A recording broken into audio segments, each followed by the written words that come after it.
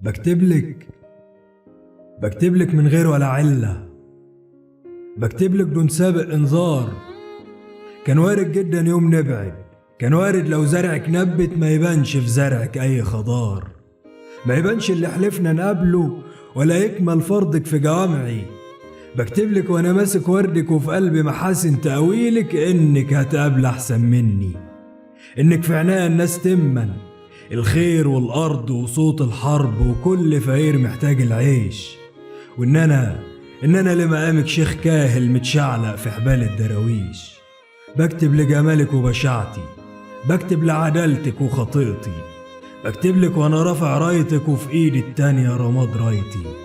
الليل مش مؤذي ولا حنين ولا طعم الورد نسيم شافي، الليل لو لين فبحسك وبفعل وجود قمرك جواه، وانا رد الجاحد لو يكمل فاكيد في شيء منك ضلم او جايز في شيء منك اواه.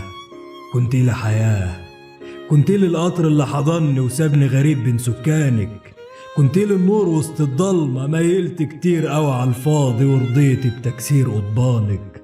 بس احلف برضو انك ولا مرة خالفتيني، تنزلي بمقامك 100 مرة علشان 100 مرة تعليني. فازاي دلوقتي انكر لحظات عشش تنهدها وبات فيا؟ انكرك ازاي واشهد ليا وانا واحد ما يطولش يعاتبك ولا يطلع للسما وينولك؟ كترت زمان من مفعولك ونسيت ان انا اصلا طوبة مدقوق بحديد قلبه مصدي. على مين يا اميرة في يوم ترضي؟ انا واحد كان اخره خروجه.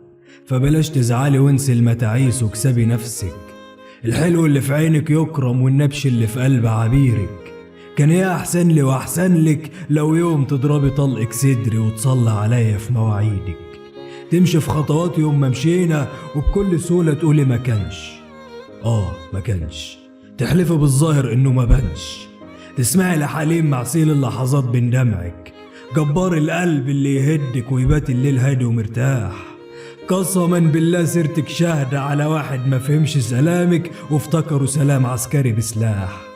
فحاجات تستاهل نمشيلها نندب أطنان فدادين وحيطان، وحاجات والله ما تستاهل إننا نتخم ونبكلها. يكرم عرفانك بالسيرة تفرحي والعمر يشيخ يمك وتهل بشوقك يا أميرة.